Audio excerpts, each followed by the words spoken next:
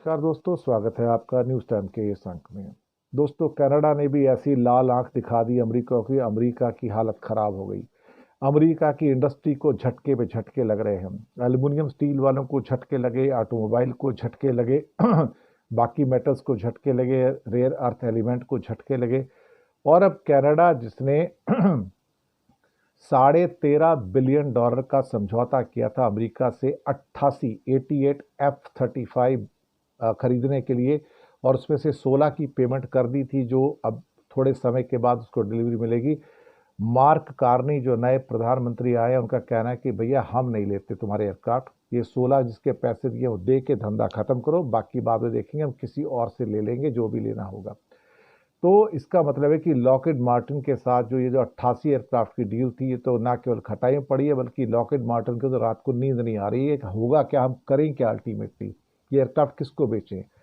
Elon Musk ने तो already कह दिया था कि ये एयरक्राफ्ट जो है F-35 कबाड़ है, कबाड़। कबाड़ियों को कौन खरीदेगा, अपने देश के लिए नुकसान का सौदा है।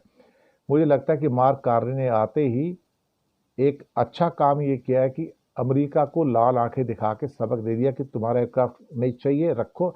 अब 16 के पैसे दिए वो हम ले लेंगे और वो डिलीवरी करके ख़त्म करो। उसके बाद हम देखेंगे कि यूरोप से कौन सा नया एयरक्राफ्ट लेना है। हमें तुमसे एयरक्राफ्ट लेने की ज़रूरत नहीं है, ना ही तुम्हारी सुरक्षा की ज़रूरत है। अपनी सुरक्षा को अपने हाथों में रखो।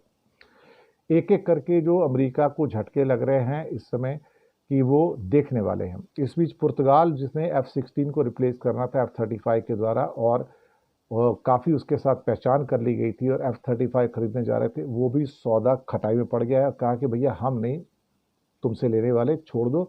हम भी अब कोई दूसरा यूरोप का विमान होगा, अब हम उसको खरीदेंगे, हमें तुम्हारे F-35 नहीं चाहिए।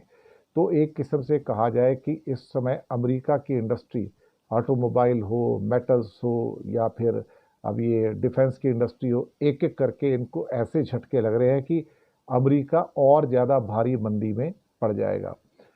इसके बाद ये जो अभी जो हुआ है, आप ज़रा एक बार कह के बताएं।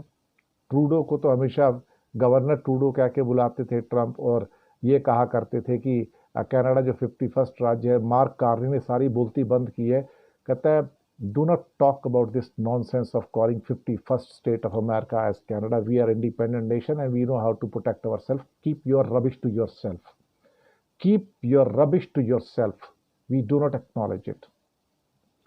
और मुझे लगता है कि एक एक करके जब देश निकल कर बाहर आ रहे हैं और अमेरिका को जूते मार रहे हैं, भिगो भिगो के जूते मार रहे हैं, तो मुझे लगता है कि ये एक अच्छी शुरुआत है। ना केवल अच्छी शुरुआत है, बल्कि दुनिया जिस ढंग से इस समय अमेरिका को ट्रीट कर रही है, वो अपने आप में सराहनीय भी है। लेकिन भारत की चुप्पी लोगों को खलती है, क्योंकि भारत इतना पावरफुल कंट्री हो के भी डरपोक हो के, असहाय हो के छुपा बैठा हुआ है, कुछ नहीं कर पा रहा है। शाबाश तो उनकी है जो भारत से बहुत कम पावरफुल है, $5 ट्रिलियन की इकॉनमी भी नहीं है, ना तीसरी चौथी पांचवी बड़ी इकॉनमी है, लेकिन इतना जिगर है कि वो अमेरिका के सामने खड़े हो सकते हैं। तो उनको तो शाबाशी देनी ही पड़ेगी। और शाबाश कनाडा, और शाबाश मार्क कार्नी, आते ही जो तुमने भिगो भिगो के अमेरिका को जूते मारे हैं और F-35 की डील कैंसिल कर रहे हो।